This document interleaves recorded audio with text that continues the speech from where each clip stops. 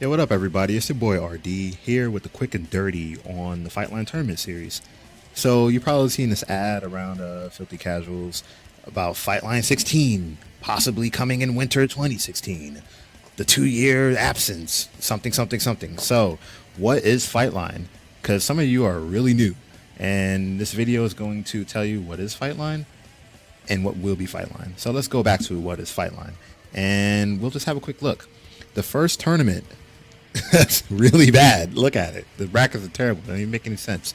But July 14th was the beginning of Fightline 2 years ago, 2014. And it was a nice little tournament series between friends. But it was a fun tournament series that we all enjoyed. So it ended up becoming a much bigger thing the second I decided to stream it. So with proper promotion and streaming, Fightline went from this to more, I guess you can say, obvious digs. So Fightline 2 got double the entrance. We had a lot of people. Fightline 3, 4, 5, 6, 7, whatever. It got more popular every single tournament. So, it wasn't a loss. It was a great decision, and I am glad to have done it. Met a lot of great people through Fightline, and of course, we want to bring it back again because Fightline got super popular. How popular? Maybe Fightline 10? Anyone? So Fightline 10 is actually a tournament where we had a tag format because we had so many people entering. And it was fun to do, and we decided to do every 5 fight lines. So for the most part, aside from that, Fightline is a single elimination tournament. So I guess single player double elimination tournament, I mean. So ended up happening is we stuck with that format for all the singles, and when it came to, I guess, the tag tournament, we just threw it out the window. But all these things are visible. Twitch.tv/the Fightline. If you're familiar with us, you don't have to worry about it. But we're not here to really talk about the past too much, so let's talk about the future. And the future is going to include some things that you're looking at right now that, will not be around. So let's have a look at one of the old tournaments, Fightline 14, where we had just a bunch of things going on here. So I'm looking at this tournament in specific because it was the last singles tournament. So let's have a look at the spots. We had 8 spots, and back then anyone jumped in. Back then there wasn't any prizes. Back then we had a point system that was mighty complex. Yeah, it was bad, man. We couldn't even keep track of that. And then we had lifelines, these little things on the lower right where there was a challenge, and if it was executed in a match, then people would get a bonus. It wasn't much of a bonus, and it was really hard to keep track of. So the reason why I mention this stuff is because we're not going to see it in the new Fightline. In fact, let's go to the new Fightline. Whoa, look at these brackets. Don't worry, they're all placeholder names. And as you can see, some things have changed and some things have stayed the same. But for the most part, it's more streamlined, it is more leaner, and for the most part, it is a lot less confusing. So let's go over what we're looking at here. And first and foremost, shouts to OBS Studio for not being as restrictive as OBS Classic. OBS Studio didn't even exist when we had the first Fightline, and for a few other tournaments actually. So shout outs to OBS for really coming through and making my life a lot easier. And look at this, man. It's really good. Like, I could just switch backgrounds and stuff like that and all that stuff. It's pretty cool. We have the little generator. Now we have a nice little train ride and stuff. So, it's all there. So shouts to OBS Studio. And going back to the regular bracket here. So here's the thing. I just said that there is a lot of entrants and people just showed up for free and got into the tournament. And with that came a few problems. And some problems were, I'm going to be in this tournament. Tournament shows up. What happened? Where did you go? Oh yeah, I have something else to do. We are not having that problem this time. So the open door policy is about to get a little more restrictive because we are now actually having entry fees. Entry fees, you say? Yes, entry fees, because we have a GP system now. We have things that actually lead to tangible results. So why not use them here? So here's how you enter future Fightline tournaments. 2,000 GP, straight up. You pay that 2,000 GP, and what is GP? If you watch us on Filthy Casuals every Wednesday, it's the currency that you get in the chat. Pretty easy to do. You get 2,500 by just following the channel. Come on, it's not hard. So give it a shot. And that's just one prerequisite. The second prerequisite is simply Filthy Casuals experience. So if you've ever been on Filthy Casuals, you are eligible for this tournament whenever it happens. And for future tournaments, which will be held monthly, presumably at the end of the month, these things will matter because every time a tournament is held, that experience, I guess, prerequisite will reset. And then you'll have to have appeared on any Filthy Casuals during the month. So what that means is there will be, 4 Filthy Casuals before each tournament. And during those Filthy Casuals, if you show up, you play a match, congratulations, you're eligible. So keep that in mind. It's good to show up every Wednesday. So aside from that, let's have a look at the bracket and what's actually changed visually. So you see our names are where they are. Not much difference there, but what's new is all these numbers on the screen. So let's go over a few of them. First off is the number directly next to the name. What that is simply the number of matches won in the set. So we're going to keep track of those. And why are we keeping track of those? Because of the other number, the one that's in between the competitors. And they're all bookended by GP, which means that these are GP bonuses for the matches. Now, you're probably thinking, oh, do you get that much GP if you win the match? Nah, you don't get all of that. That's the maximum you can get. And how does that work exactly? Well, if you win the set straight up without dropping a single match, all of that GP is yours. But if the person you beat got a match on you, you're not getting all that GP. You're getting only half of it. You guys are splitting it. So the person who beat you is getting half of that and you're getting half of that. You'll still move on, but you're not going to move on with all that GP. Pretty simple. So the only exception to this is in grand finals, where you can see there is a 10,000 GP stake between AI and MJ. So here's the thing. Michael Jordan is coming from losers. If Michael beats Allen 2-0, resets that bracket, or even 2-1, resets that bracket, that 10,000 GP becomes split between the two. So even if Allen ends up winning the whole thing after dropping that set, he still gets 5,000 GP. But if he just washes Michael Jordan all the way through, 10,000 GP, boom.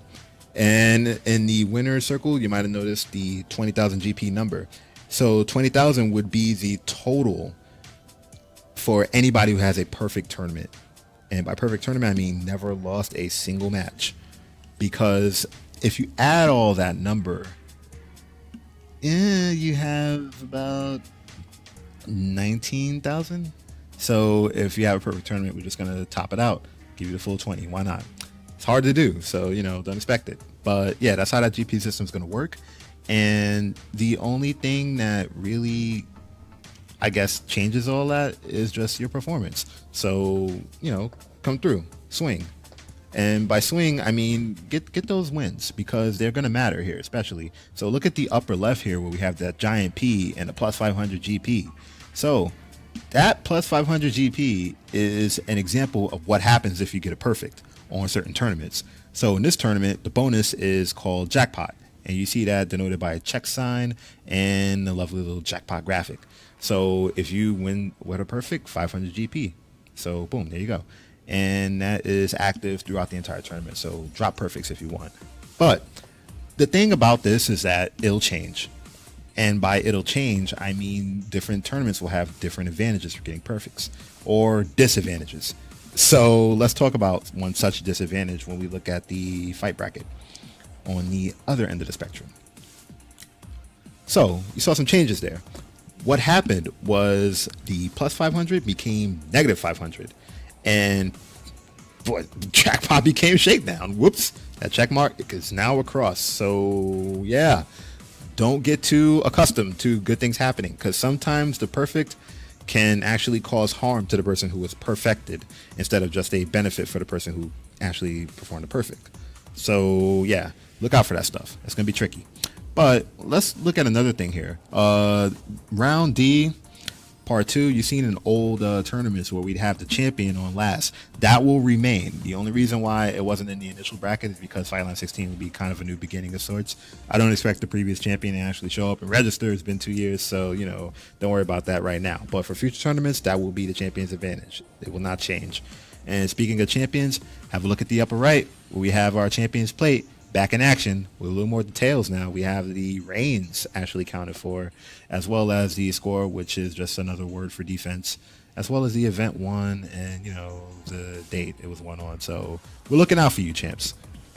But that's not the only thing on screen. So of course we have the live feed keeping everybody in tune with what's going on in between matches, and we also have, what's that?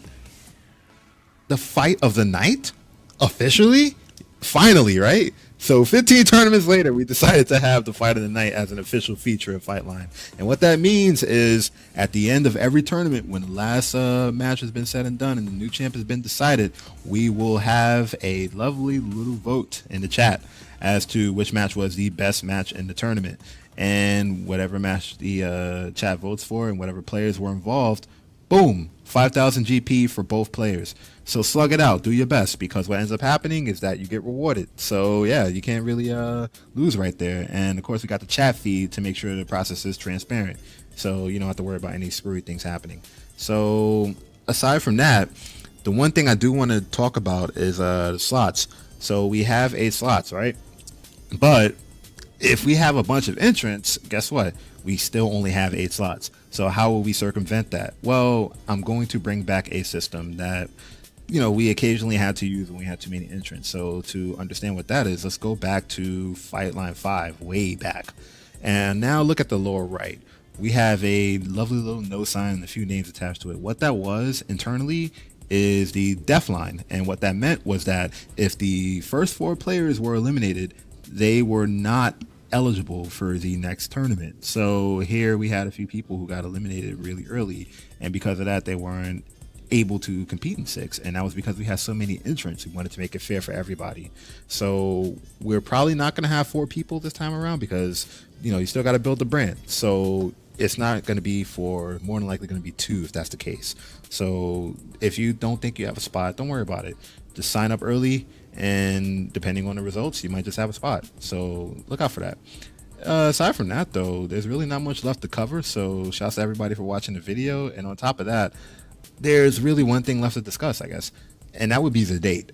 So right now, I'm not going to commit to a date. I'm not going to tell you guys that, oh, Fightline's going to be in December or Fightline's going to be on X day and yo, show up, tell everybody. That's not going to happen. And the reason why is because I got a lot of stuff going on. So I have to actually get all my ducks in a row before I can commit to this. And I know it's not going to be fun in terms of like, yo, he's got all this tournament stuff, but he's not using it. But I assure you, you don't want me to say, yo, we got this date, everybody show up, bring your friends, bring your family, bring barbecue, and the date shows up and there's no tournament. You know, I don't want to do that to you guys. So I'm not going to commit to anything right now. But news will always drop every Wednesday, 7 p.m. Eastern, 4 p.m. Pacific, over at twitch.tv/nonplayable.tv for Filthy Casuals. So, you know, watch the show, you'll get information. And if not, follow us on social media. I'll drop it there too. So, you know, I'm not going to keep you in the dark about this, but as of right now, don't say I put a date on this. It's not happening. That's just a placeholder. But yeah, it's all there. All the assets are ready to go, and we are definitely ready for a tournament. So, once again, thanks everybody for watching.